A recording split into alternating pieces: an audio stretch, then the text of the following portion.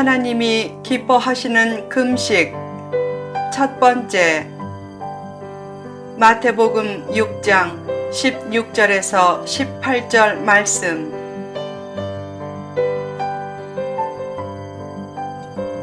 외형적인 틀도 중요하다.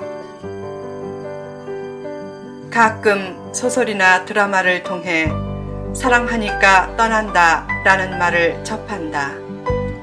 사랑하지만 계속 같이 있으면 피해나 부담을 주니까 조용히 떠나는 것이다. 좋게 말하면 배려하는 태도지만 때로는 그런 태도가 성숙과 발전을 막는다. 그래서 때가 되면 사랑을 지속시켜줄 결혼이란 틀로 들어가야 한다. 애인 관계로만 있으면 갈등이 생길 때 쉽게 떠날 수 있지만 결혼하면 갈등이 생겨도 일단 결혼이란 틀 안에서 변화를 모색하기 때문이다. 필자는 대학에 들어갈 때까지 이성을 접할 기회가 거의 없어서 여자들은 다 천사인 줄 알았다. 그래서 어쩌다 여성을 만나면 최고로 대접해 주었다. 학생 때는 복싱과 격투기를 해서 남자들끼리의 싸움에서는 강한 편이었지만 여자 앞에서는 한없이 약했다. 그처럼 최고로 위해줄 마음은 준비했는데 최고로 위해줄 대상은 못 만났다. 청소년 때 괜찮은 여학생을 보면 마음은 있어도 대시는 못했다. 자신감이 없었기 때문이다. 이성이 처음에는 조금 빼는 모습을 보일 수 있는데 그런 반응을 보면 바로 물러서니까 항상 이성 교제의 본론으로는 들어가지 못했다. 나중에 생각해 보니까 당장 좋은 반응이 없다고 쉽게 실망해버리고 물러선 것도 문제였다는 사실을 깨닫게 되었다. 사랑하는 마음만 있으면 안 되고 사랑을 담는 틀이 있어야 사랑이 오래 유지될 때가 많다. 어떤 연인들은 서로 사랑한다면 그냥 살면 되지 결혼이란 틀이 무슨 필요가 있느냐고 하지만 틀이 없는 관계는 깨질 가능성이 커진다. 인간 관계를 하다 보면 사랑하는 관계라도 갈등이 생길 수 있는데 결혼이란 틀이 없으면 상대에게 부담을 주기 싫다고 훌쩍 떠날 결정을 하기 쉽기 때문이다.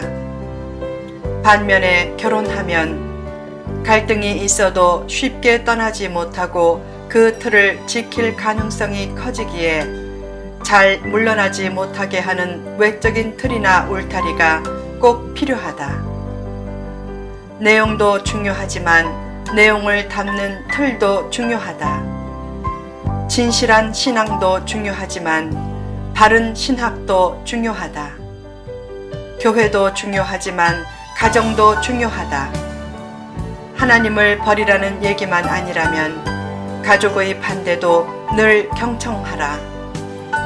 하늘을 향한 사다리도 중요하지만 땅을 이어주는 다리도 중요하다. 천상도 바라보아야 하지만 세상도 볼 줄 알아야 한다. 세상과 세상적인 것은 다르다. 세상적인 것은 주의해도 세상은 보시기에 심히 좋았다는 하나님의 시각으로 보면서 아름답게 가꿀 대상으로 여겨야 한다. 율법과 율법주의도 다른 것이다. 율법적인 삶은 주의해야 하지만 율법 자체는 소중한 것이다. 유대인들은 율법을 가진 민족이란 사실만으로도 큰 자부심을 가졌다. 이단은 대개 비윤리적이고 비도덕적이니까 도덕과 윤리가 신앙에 방해가 되는 것처럼 끊임없이 세뇌하며 기독교는 윤리가 아니다 라고 한다.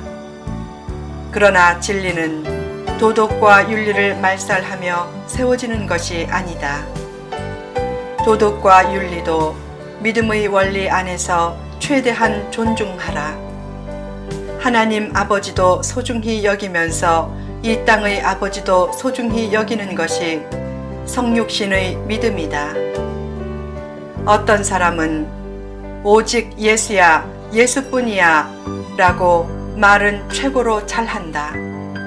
그러면서 삶으로 예수님을 증거하지 못하고 행동이 엉망이고 약속도 지키지 못하면 그것은 하나님의 이름을 망령되이 일컫는 것이다. 말과 마음으로만 사랑하지 말고 몸으로도 함께하는 성육신의 사랑과 영성을 가지라. 행복한 인생과 가정과 교회를 만드는 다른 비결은 없다. 언어와 삶을 성육신의 언어와 삶으로 바꿀 때 행복의 가능성이 커진다.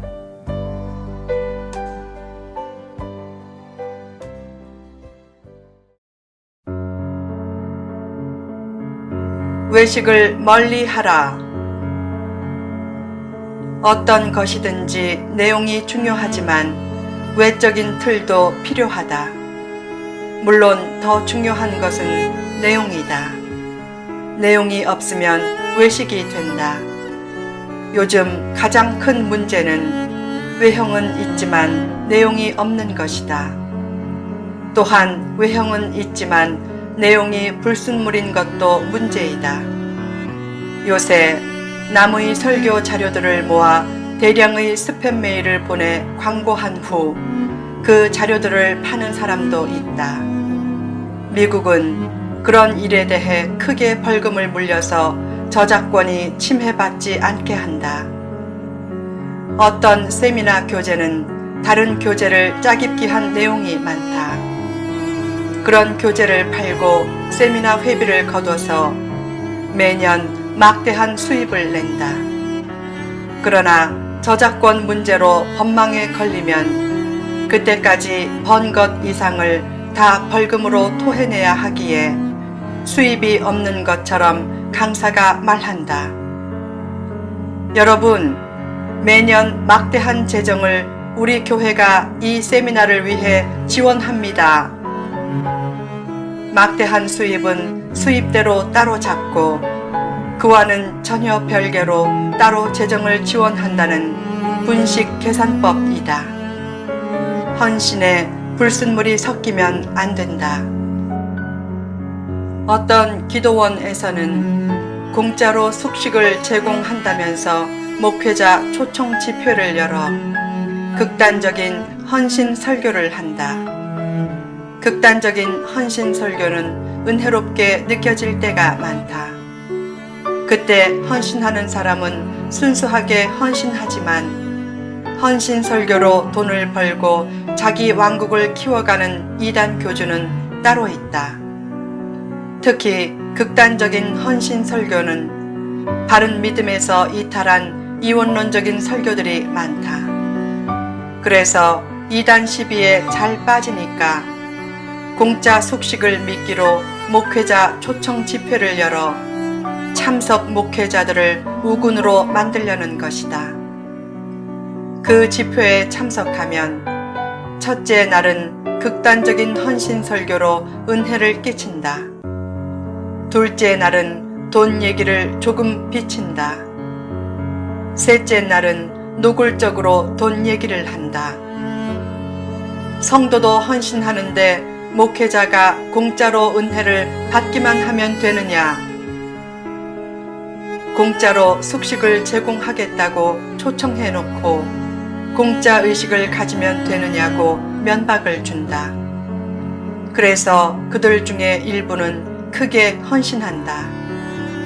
결국 공짜로 숙식을 제공한다는 그 집회는 우군도 얻고 돈도 버는 일석이조의 남는 집회가 된다. 그런 순수하지 못한 행위 및 집회들이 은혜를 추구하는 순수한 사람들의 마음을 훔치는 경우가 많았기에 예수님은 그렇게도 외식을 미워하셨다. 누구에게나 외식적인 부분이 있기에 남만 손가락질 할 수는 없다. 그래도 너무 심한 외식적인 행위 및 집회들은 영혼과 가정과 교회를 망가뜨릴 수 있기에 잘 분별해 힘써 멀리해야 한다.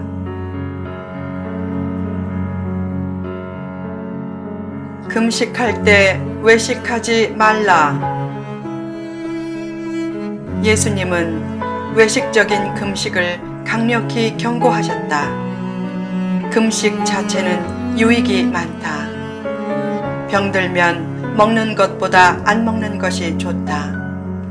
정신적 충격을 받을 때 식음을 전폐하는 것도 괜한 투정이 아닌 인체 보호 본능 때문이다. 병들 때 식욕이 없는 것은 병든 비상 상태에서 음식물이 많이 필요 없다는 뜻이다. 즉, 음식 소화를 위해 위장으로 보낼 혈액을 급히 병든 곳으로 보내려는 인체의 의사 표시가 식욕이 없는 것으로 나타난 것이다. 금식은 타성에 빠진 신체를 활성화시키는 충격요법이다.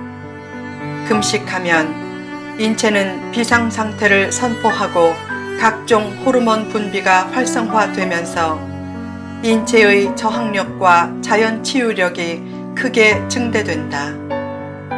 또한 오랫동안 축적된 노폐물이 배출되고 잉여 물질도 에너지로 전환된다.